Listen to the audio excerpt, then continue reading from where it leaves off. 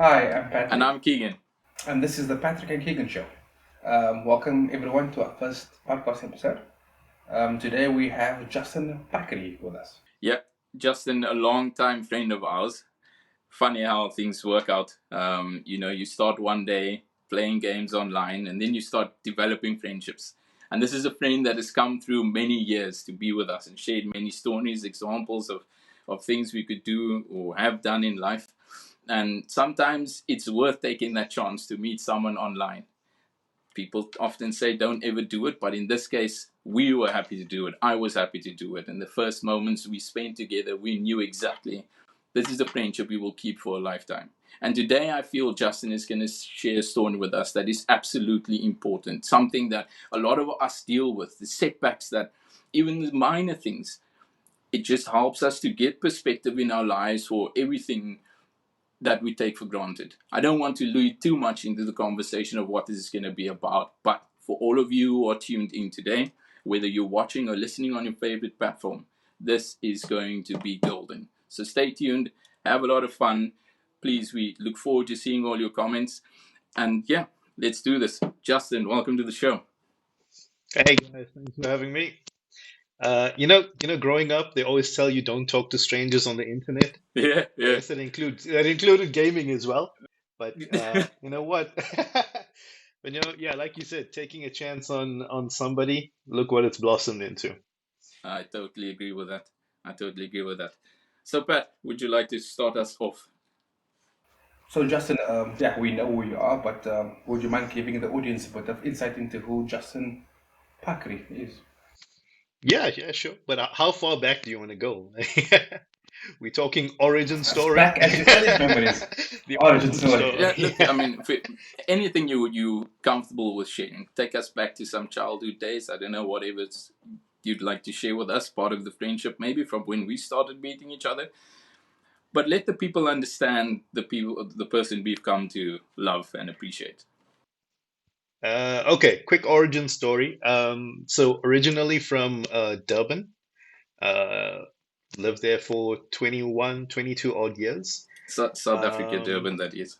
South Africa, yeah, South Africa, Durban. Um, yeah, growing up, big lover of sports, football. Keegan, don't jump in and diss my team. Am I allowed to even mention their name on this podcast? Yeah, I actually don't know, but Copyright strike. yeah, I don't know, but I know it's gonna No idea. Keegan go will for it. shut We'll it down see what really happens. quickly. Yeah, yeah. Huge Liverpool supporter. Yeah, good love of football. Liverpool fan, not a hater of Man United. Love all of the teams. Yeah. Um, Share that now, yeah. baby. Spoiling it. Yeah. Growing up in Durban, big into sports. Had a few setbacks on the way playing those sports, which contributed to where we are right now.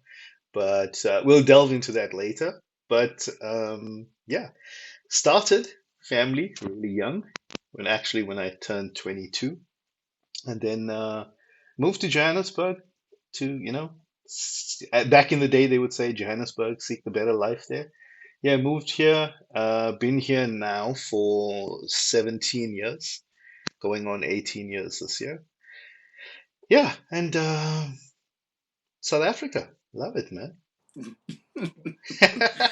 Well, Well, I would say it's the only thing you love know, it. but yeah, yeah, that's as some of our listeners and watchers or viewers may not know, um, all three of us originate from South Africa. Patrick and I come from a place called Cape Town, South Africa, in Western Cape, and that's essentially how Patrick and I started our friendship many, many, many moons ago.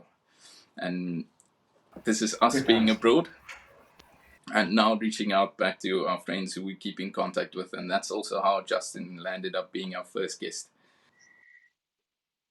Yeah, and going to us meeting, one fateful day, logging onto the PlayStation servers. And well, actually, it actually started with another friend of ours, Brian. Uh, he was actually from Cape Town and really good friends with Keegan and Patrick. And at the time, he was living in Johannesburg for work reasons. and I just happened to randomly meet him at one of the gaming stores. And they said, you know what? Why don't you try this game called Destiny? It's got a good, multiplayer. There's a few of us that play it, so I'm like, okay, cool. Let me try. At first, I called them nerds because I'm like, all you do is play this stupid game the entire day. Like, what? I mean, I was a FIFA guy back in the day, and I was like, you guys are nerds, man. Well, why don't you rather play a better game like FIFA? And they said, no, no, try it. And so I log in one day, and I am blown away by this game, right? Addicted. And then so slowly but surely start adding these guys into my friends list. Well, they've all been friends for a long time. And then I meet this guy Keegan. And I'm like, hey, this guy seems cool. He seems Let's keep anything PG, please. kind of like a kindred spirit from the start. And I'm like, okay, cool. I can mess with this guy. And yeah, and then you know what? It's actually been I think 8 years now, if I calculate correctly, because Destiny has Well, actually been out for 8 years. So yeah, I time met flies. yeah, eventually met Patrick online as well. I can't remember, Pat, were you part of Destiny or did we meet in the group? No, no. No, we met in the I think we group met in the But group, yeah. yeah, in the group yeah, chat. Yeah, yeah. yeah. Within We the had a group chat growing, and then more and more people started being added in, and yeah, good friend circle. And it's been like this for yeah 8 years now. So you said you moved to Johannesburg. So growing up also in the Durban side then, and essentially one would elude then that things weren't maybe so good where it was before, and that's why you moved for a better lifestyle. What is there part of your childhood that you can remember was maybe the main reason that you moved from Durban to Johannesburg? And are there any other of these childhood memories that still stick with you today to, as you say, that's made you who you are? Look, growing up, maybe it was just uh, a cultural thing, but amongst the Durban people, the Durban Indians, Durban was home, but they would always say to broaden your work life, your work experience, and the better lifestyle was this city called Johannesburg. It was perhaps don't want to sound too controversial, but like racially motivated that the certain skin color, predominantly in Johannesburg, meant that moving here and joining their ranks would give you a better life. And but that wasn't really what motivated me. I mean, it was actually a weird twist is that both my folks were actually in the South African police service, and at that point in time, they had both gotten promoted to work out of the head office of the South African Police Service in Pretoria. So the house got put onto the market. So I was either going to be homeless or move with them. Fair enough. Fair enough. So yeah, I moved up, and then uh, it's not for a lack of trying, but I eventually ended up in the police service as well for a short stint. Oh, I didn't know that. I didn't know you were in the police force of it. No, no, no. So no, not on the front line, just working from an office, but still, support service basically. Oh, Yeah. Take us to, take us back to the day of the incident. So a little bit of background info prior to the main incidents happening, or we call it the incident. Uh, Growing up back in Durban, I was part of this little Sunday league football team, and also how I kept in shape. Football is a big part of the Indian community back in Durban. Not just supporting teams, but actually playing the sport as well. And take it very seriously, even though it was just Sunday league. A lot of things bound to happen. fists flying, bottles flying, Gosh.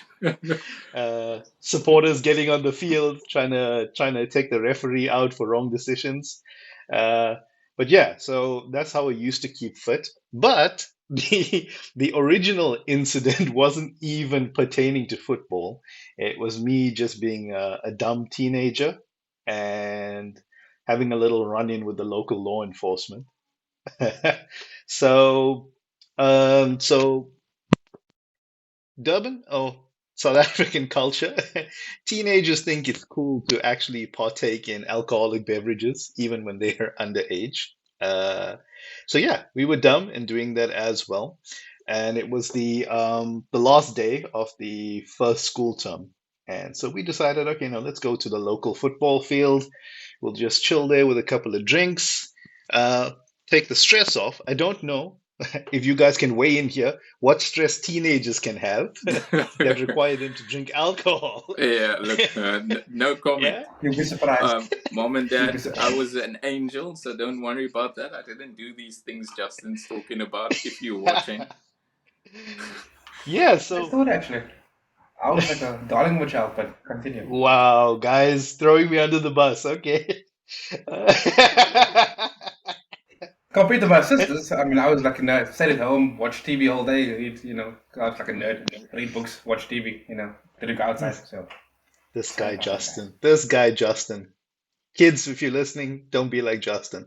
So so yeah, decided to partake of some alcoholic beverages, but obviously drinking in public is illegal. And so here we were. I had slightly a bit too much, and the local police showed up. So first instinct is you don't want to get caught and go to jail on a Friday evening and have your Definitely not. folks come and try and bail you out on a Friday. Remember, Fridays, there's no, I think, magistrate, so you're going to spend the weekend, whether you're a kid or not.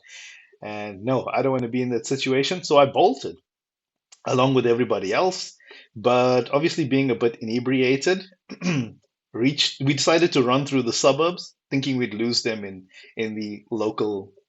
I don't want to call it village, but in the local suburban residential area. And I had the smart idea when seeing. I want to say you guys can do the conversion at some point, but it was I want to say 2 to 2.5 meter wall in front of me. And I ran towards this wall and I thought, okay, when I jump over, it's going to be the same level on the other side. And I'm going to land there fine and I'm going to make a run for it, only to jump over and mid jump over this wall and looking over, only to see, excuse my language, but oh fuck, it's not the same on the other side. And here's this maybe 4.5 to 5 meter drop on the other side. And now, when you mid jump over, there's nothing stopping you. It's gravity. You're going down and you're going down hard. And so when I jumped, Sorry, Justin, didn't you maybe have yeah, an instinct to become a stuntman mid jump and, drop and roll and do something? listen, I think let's count it. Possibly 3 brandies and 4 vodkas Oh, down. gosh. No, I didn't think No about judgment. that. And yeah, so I jumped over, and unfortunately, when I landed on the other side, I was still fit back then, probably around 60 odd kgs, but still 60 kgs of weight over a 4.5 meter jump. You people who do physics can figure it out. The force, when I landed on the other side, I landed on one leg, and that was my right leg. And my ligaments and cartilage all snapped in one go. But now, full of adrenaline and alcohol, it kind of just, my brain felt that that searing pain for a second, and then I just woke up and continued running. Didn't realize that all of this is torn. Like, I mean, torn. Like nothing was holding the two sets of muscles and the kneecap together. But I still kept taking steps and running and running and running because I can still hear the cops behind me on because their two-way radios were like, talking to each other. And I'm like, now injured, it's going to be even worse. I got to make it to safety. But so I had a friend with me, practically dragged me along, and I think after a while the cops gave up on trying to get us, and yeah, made it home safely. Um, Went home, collapsed, thinking it's nothing. I'll just sleep this off. Anyway, sleep it off, wake up a couple of hours later, try to get out of bed, put this leg down, and it's like just gone. Gosh, like a Right? piece of paper. Like was it just sort of hanging there? Like did you have And immediate pain just moving over yeah, yeah, onto yeah. that? At what point did you No, realize something's like not working? so lazily, probably hung over, maybe about 2 hours later, getting out of bed, swing my legs off the side and try and stand up. And now, as a right-footed, predominantly right-footed, I put my right leg down and try to stand up. And I was like, nah, something's not right here. Because when all of the tissue and stuff is gone, there's nothing connecting the different muscles and um, the tendons. So you can't really wake up because those two muscles are not connected anymore. And I'm like, wait a second, something's not right here. My leg's not working. And luckily, my folks were at home at the time. So they then decided to take me to the hospital. I'm pretty sure they knew I was out of it, right? I just told them no, it wasn't. I just fell while playing football. But yeah, so go to the local hospital on a Friday. They do the X-rays and whatever, and then they figure out that everything's torn and ripped up. We have to operate on you. You're gonna come back in a week from now. We're gonna sort this out. I was lucky in a way because it was, like I said, it was the last day of the first school term, so there was still a 3-week holiday coming. So in the first week, I had the surgery done, and it took a couple of weeks for it to settle because there were staples, and the cut was quite large because it's like from the top of the knee past the kneecap to the bottom. They had to slice through, and so everything got repaired successfully, and so I got into rehab. But by the time the school holidays were over, I still was in crutches for the remainder of that year. So still, hobbling around on crutches for that year. And but anyway, rehab was successful. Everything was fine. Now this, bear in mind, this is 2001. The first injury happened. Uh, yeah, all good. Continued playing sports. Sport was still fine. I was a bit apprehensive at the time and waited about a year till I properly decided to start playing sport again. But yeah, finished my matric here fine. Um, Took a gap year after that to work. Thought I'd get some work experience. Uh, Worked in the shipping industry for a while, and then decided to go and study for 3 years, get my diploma in IT. That all went good. And then started dating this wonderful woman. Hey, And here we go. yeah. Now it starts to get interesting, people. Yeah, so as we started dating in that was 2003. So yeah, this year's going to be 20 years together. Ooh, nice. Um, so yeah, I started dating. Everything was all good.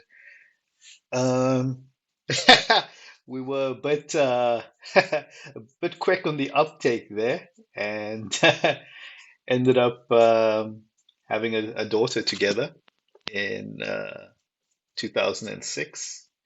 And yeah, but then 2006, she was born in January. I was still 22 at the time, or was going to be 22 that year. And literally a couple of months after she was born, I was back on the football field and having a bit of a training session because we were going to play a match that weekend. And the training was a bit rough. And mid tackle on somebody, the other leg that I didn't have the op on, mid tackle overextended, and then all the ligaments and cartilage tore on that knee as well. So Ooh, here we are, right knee sort of just, getting phantom pains as I'm listening to you, dude. and then yeah, so right knee then rehabbed 100% and fine. Left knee decided to give in. But so in hindsight, there was one other thing. I don't think I mentioned it to you guys, or maybe I have, but I was actually diagnosed that year with something called Marfan syndrome. And basically, that is one of the symptoms of Marfan syndrome is the weakness and degeneration of all your joints in your body. So that included my knees and also my heart. So that was a bit of a wake-up call there to actually slow down on both instances. So yeah, it was a bit rough on the health side. Yeah. And I guess, yeah, like typical boys and men, when we are on that field, we just Mhm. think about winning and being the best part of it. And some things lead to another where we just get a bit rough with one another. And so you're saying this is starting to aggravate these issues. Yeah, I mean, it's always Mm. ego when you play Mm. sports. I mean, I'm sure you guys know this as well. You said you played, did you play rugby at school, right?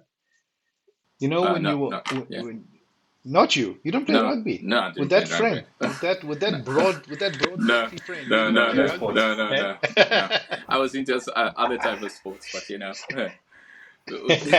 for another day. Uh, uh, well, Cricket for me. It's cricket. people who are listening, I just want to throw Keegan under the bus for a bit.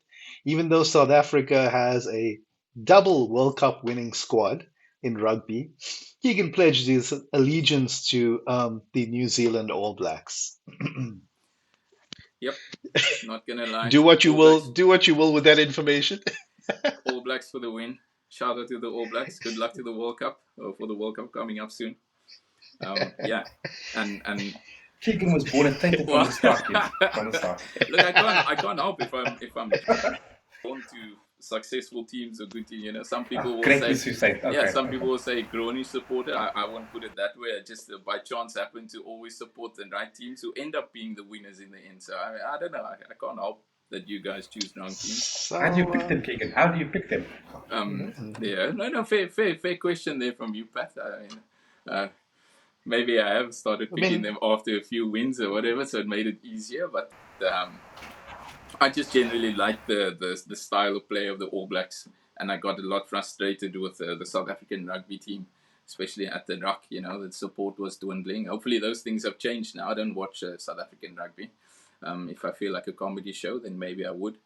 But yeah, no, I'm interested in watching a professional game of rugby, and so I watch the All Blacks. but you said something along the lines of picking a winning team. How does that feel supporting Man United in 2023? Can Good we question, please Justin. keep this conversation lighthearted? I don't want viewers to start thinking that there's something wrong with this host. I'm a lovely guy. Let's just put that out there. And I only do nice things. Oh, if only we could green screen the WhatsApp. Can we green Look, screen the look. WhatsApp chats during a Man United Liverpool game? Um, this is not about me.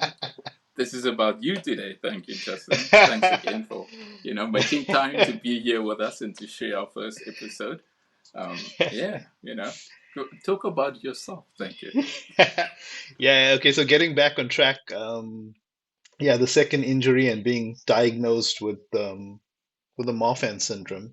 Um, so basically, um, in hindsight, that was the reason why these two injuries actually occurred, because at that point it was degenerating the joints in my body. So it was actually, according to the specialist, it was bound to happen at some point. The knees are always the first to go when especially when you're engaging in physical contact sport. So yeah, so that happened. So that year that my daughter was born was also the year of the second injury. So decided to slow it down from there. Um, I knew what the rehab entailed at that point, having gone through it before. So this one was a bit quicker than the last time. Um, and having built up the strength back in the other leg helped. So yeah, rehabbed in 2006. That was the year that I we we got married as well, and then moved to Johannesburg at the end of that year. so yeah, moved to Johannesburg 2006, end of 2006, leading into 2007. Mm, Started the work life, you know, try to get that balance in between working, being a dad, being a husband. It was tough, it's new. I was only 22, and not giving 100% in all aspects, but work work in progress at that time. Learn to make it work. So when we moved up, because I hadn't started working yet, we moved in with my folks in their little apartment, and we were with them for about a year. And then, since it was the first year of my daughter's, she was just in her first year, so the wife wasn't working at the time because she had just finished her final year at high school. And then, so we moved up. So in that first year, it was just myself working, living with my folks. And then my wife got a job as well at a law firm. We were in Pretoria, the law firm was in Johannesburg. So we made the decision to move out of my folks and into our little one bedroom apartment, literally starting from the bottom in a one bedroom apartment. And so I had left the police at that time and joined a company affiliated with our local cellular company called Vodacom. You guys know them probably as Vodafone abroad. And yeah, so that's when we started our our journey basically as a family. And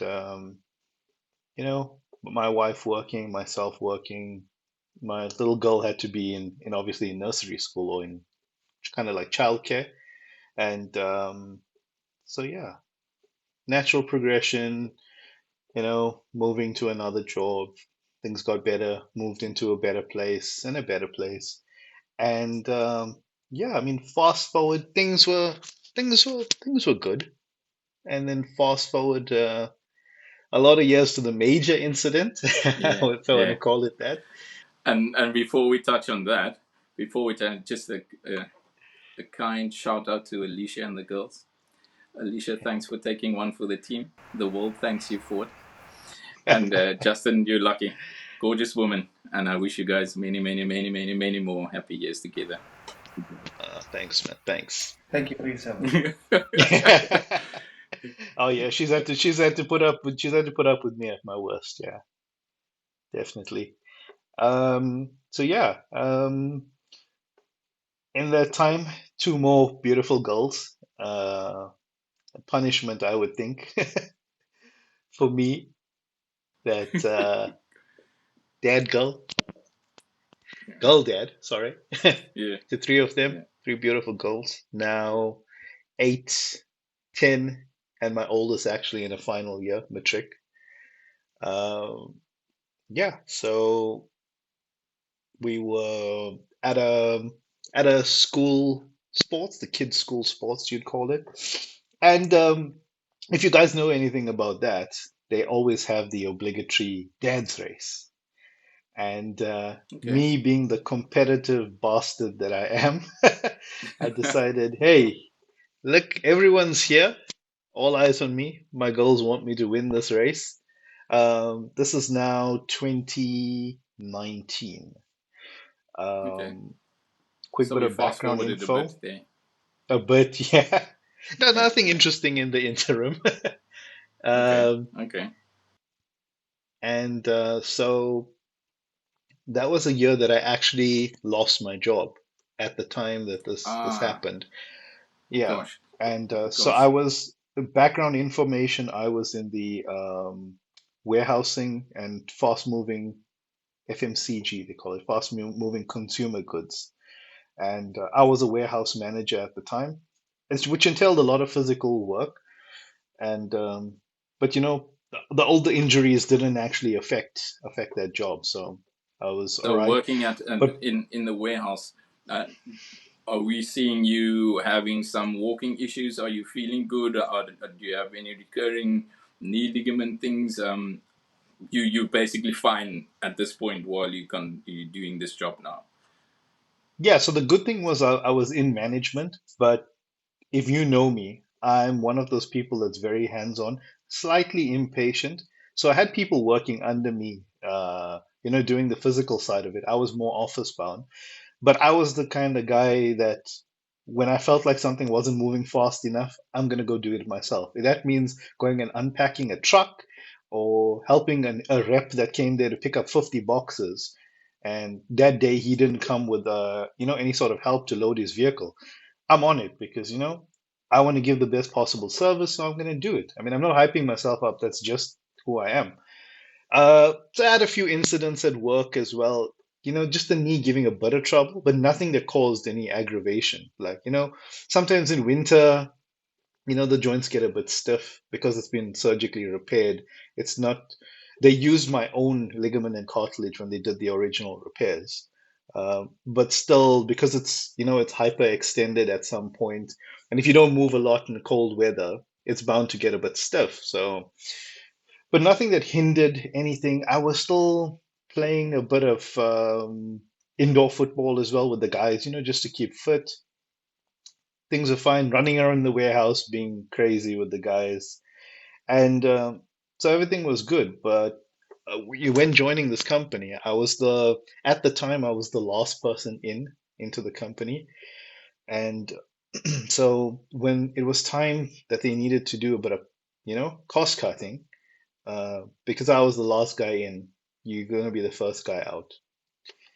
No, it wasn't a question of, me slacking or anything. I gave the job my best. I was actually, this is my second time around with this company, um, when they hired me, because I had moved on to something else. I wanted to go more into the IT field, so I went into fiber for a bit. This is now when fiber was fairly new in the country. And then after I've gotten the experience, it was pretty tough to, get into company because prior to me learning this field, there's a lot of people out there that had a bit more experience than me. So I found myself without a job at the time. And this company that I was at the warehouse in was kind enough to offer me my old job back with some new duties. So I took it at the time because it was necessary. And I loved the industry as well.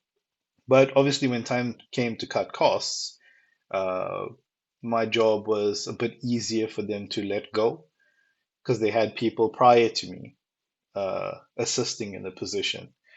So that they felt it was better to keep somebody else on and then they let me go. So back to the school sports. And here I am. I'm like, okay, I'm going to show everybody up. Kids are watching, want them to see what dad used to be like. And so I go flying out the traps, and the other dads are fast as well, very athletic. And I make it to this first, they decided to put hurdles on the field. And I make it to this first hurdle, and I go flying in and jump over the hurdle. And as I'm going over the hurdle, my left foot clips the top of the hurdle as I'm coming down. Now, not 60 kgs anymore, more like Ah, 85 yeah. range now. And I come down on my left knee, and all I hear is just a snap, and I kind of black out for probably a minute or so. So yeah, black out, wake up, and obviously I'm I am now. I don't give a damn who's around me. I'm screaming like a little girl. I am because the pain is like intense. Like this is something I've never felt. I mean, I got injured before, and I told you the first time was drunk, so I didn't feel it. The second time I got injured was during a game, a football game, and I did feel that, but it still wasn't as bad. This was just something on another level, and I think I was in a bit of shock as well that this happened because I can't move. I can feel my body like shivering. I'm in a cold sweat. It's blazing outside. It was actually like the middle of the day in in autumn. The sun is blazing.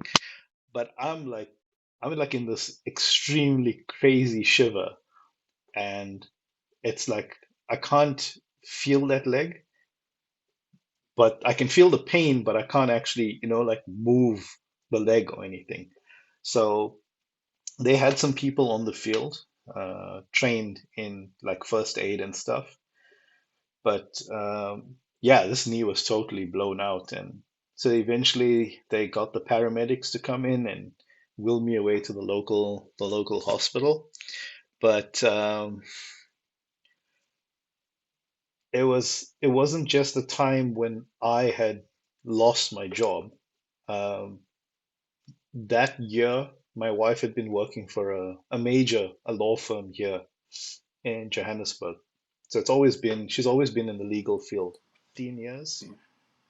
Yeah. And Gosh, so Justin, yeah, go. if I may, just ask in between there. So, if we can just step back to that moment, and I hope all these questions or the remembrance of the situations not causing you any pain or bringing about certain emotions, but you Yeah. say you landed and you heard the snap and you start shouting because it's amazing. It's absolute excruciating pain, and it's pain I don't know if for you, Patrick, but I've never felt that pain before.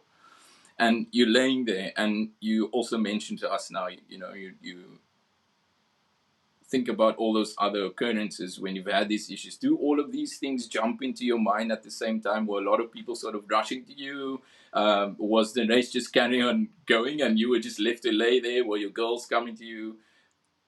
What was it like before getting into this ambulance? Would you remember much of it at all, or No, I, I remember it all. Yeah, I remember it all because I told you, I may have blacked out for what seemed like an eternity, but was probably maybe 10 seconds at most, right? And obviously, the wife and the kids were there, and my folks were there as well. And so I heard my wife screaming, but with this searing pain that's going on, and it doesn't only affect your my knee, because like I remember when I fell, what had happened is I landed hard on the base of my spine, and trying to break my fall, that hit my arm on the ground as well. So apart from the pain in my leg, I was also feeling it like crazy in my spine, in my back. And as my faculties are coming back to me, I'm thinking to myself, no, not this again. Not this again. And now I'm feeling it in my spine, and I'm thinking, is it a lot worse? It's like, did I do something to my back? Uh, you know, and I'm on the ground, and I told you, I'm in this cold shiver, and I'm thinking to myself, how can I be feeling? I know it may be a lot to process, but I'm also thinking to myself, I'm in the sun. Why am I cold? And then I'm thinking to myself, I can feel this in my back, and I'm thinking to myself, is this really bad? Is this okay? I know my leg is injured, but is there something more? And I can't move. And I'm thinking to myself, did I just, am I gonna be able to move ever again? I know it's a bit dramatic to think in that moment, but I'm thinking to myself, am I gonna be able to move ever again? yeah, yeah. When I I can mean, move my this is not the arm, first time you've hurt yourself, so understandably. yeah, I can move my arm. I'd injured my neck because when you, I don't know if you guys ever fell down before. I'm sure you have, Yeah, yeah, yeah, but yeah, I'm yeah. sure I've you had a you guys few have hit. football Have, injuries have you have you myself, so hit your yeah. have you hit yourself on the ground and on Yeah. your head Okay, on the ground maybe before? not It's that not a bad, nice but yeah. feeling. And oh, come on, what sport did you play that you never hit your head on the ground? I never played sports. Period. I seen a buddy of mine like snap his collarbone in rugby during a ruck, and after that I was like, nope, Ooh, I'm not doing that shit. Yeah, like you could really see it like poked out like through his rugby glove. no, So no, that no, was no. fun. That was fun. I was like, nope, Ooh. I'm good. Thanks. I'll Uh, pass on that. yeah. I'll go play chess or something like that. Yeah. Okay, that's what it actually felt like when the injury happened. I was too scared to look down because the pain felt as though something, had shot through my skin. I thought for a moment, okay, my bone is now jutting out of my leg. I don't want to look down. But like I told you, I was thinking to myself in that moment, am I ever going to move again? Because I hit my head on the ground, so that affected my neck. So it's my neck, it's my knee, my back, the arm. Okay, I can feel the arm moving. It's fine. Okay, I know I'm not completely out of it because I can move my arm. And yeah, so like in that moment, thinking to myself, am I going to move again? And so the kids come rushing over, my wife's rushing over. She's hysterical, obviously to be expected. And the kids are so backstory. My youngest one is, I don't know. I feel like she's super strong. Uh, she came over and she looked at me and she's in a panic, but she was holding it together. My middle kid is super emotional, so they actually had to take her away from the scene because uh, her listening to my screams at the time was a bit too much because dad Yeah. has always Yeah. been like super Yeah. strong. Dad is the manliest guy, and now to see dad, and look, it wasn't just the Yeah. screaming; the tears were coming out of my eyes. I mean, I am, I'm crying there in front of them. I mean, at this time, Yeah. there's no ego, there's no Yeah. Yeah. there's no male bravado. Yeah. This Yeah. hurts. This really hurts, and so I'm letting it all out. I mean, I'm crying because the pain is something that I can't actually bear. So, for her to see me like that, so the teachers of the school, just took her away until the ambulance came and took me away. But yeah, in that moment, I thought, I didn't think it was going to Mm. go down this way. I thought I was Yeah. going to just run the dad's race. And I'm thinking to myself, you know what? This is one time you let your ego go too far because I went out there to win that race. There's no bloody trophy for this. I'm not winning any cash. I'm just trying to win. I'm just trying to win the heart of my kids here, by winning the race. And I thought to myself at that point, you messed up now. This is it. This is you're not coming back from this. And yeah, so up until I mean, the ambulance came. They pumped me full of the good stuff. Um, to knock me out completely. Um, Probably just so they don't have to hear me crying again. But yeah, so like yeah, they took care of me and then took me off to the local hospital. But now there's a little other bit of information that happened at this point is that during that year, the wife at work was getting a bit much um, based on how she was work politics was getting to her at that point in time, and so her her mental health was slightly deteriorating based on work factors. Also myself being out of a job at the moment was putting a lot of pressure on her, and this was like at the I want to say at the height of both of us being at decently paying jobs and everything's going smoothly. But so it was a very tough choice to that she made, that she wanted to actually step away from the working world at the time. And I fully supported her because I could see the toll it was taking on her. And so we had a bit of savings at the time that would tide her over to take a break for a bit. Uh, the position that she was in at her job is a very niche position, in the law firm, in the legal world, I would say. So, so she obviously wanted to find something similar to that, but she didn't know how much time it would take to actually, for someone to hire her because, yeah, And no, go so, ahead. sorry, Justin. So at this moment, when this incident happens, you saying Alicia has already left her job at that point. Yeah, yeah, Okay, she had so already left. then yeah, so obviously, and the compounding thing of she's not happy at work, um, hoping to tie through on the savings. Now you have an injury, your fears of not being able to walk again. Um, and at this time, when you also had this, were you still working? Were you unemployed at that time as well? Or? No, I Okay, wasn't. so I wasn't you were working at the still. time. Oh, okay. Hmm. Well, so that's quite a big thing to the situation and sort of to get through. I mean, for a lot of people, Yeah. this is a point of like, oh my god, like is this really where it's done for me now? Um, yeah, Hmm. I don't know how I would react in that situation. But continue, please. So I was being the stay-at-home dad at the time, and uh, rush doing the kids' run to school. Side note, I love the kitchen. Kitchen's one of my favorite places. Patrick hasn't had the pleasure yet. One day, maybe one day. But I will Uh, soon. October. I'll probably catch it. yeah. Keegan's tasted my food.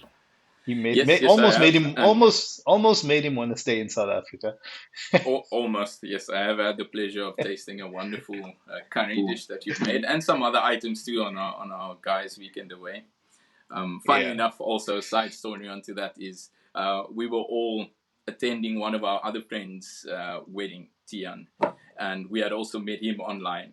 And this was an opportunity for all of us to, or for me at least, to finally meet Justin, because we had traveled up to PE, and that was also around about the same time I think, yeah, that I was gearing up to leave South Africa to go to come to New Zealand where I'm living now. Um, and yeah, it was an awesome time, and you sort of tried to teach me a little bit in the kitchen to like this is the step Yeah. here, this is the step there, and I'd like to say to you I remembered all of it, but I didn't. But I do remember the awesome taste of it, and it was an awesome time. Got a lot of fun memories with the other guys as well. I'm going to take a shot at you there. I mean, the one picture I have of you helping me cook into the kitchen, and what are you wearing? A Man United jersey. Say no more. And then you really knew. Because Say no more. Please start. I Yeah, mean, yeah. I know I put a few extra teaspoons of masala just to try and teach you a lesson for wearing that jersey. Uh, so yeah, where was I? Oh yeah, so my wife had actually left her job at the time as well, and so we had enough to tide us over for a good few months.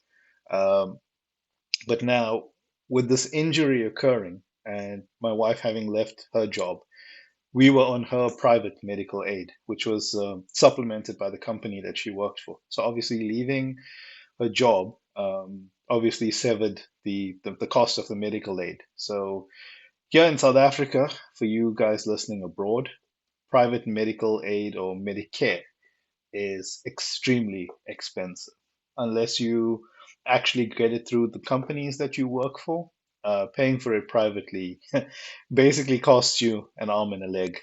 Um, so at the time, going to the hospital that day that the incident happened, I could I could afford to pay for that night or that for them seeing me to let me know what the problem was.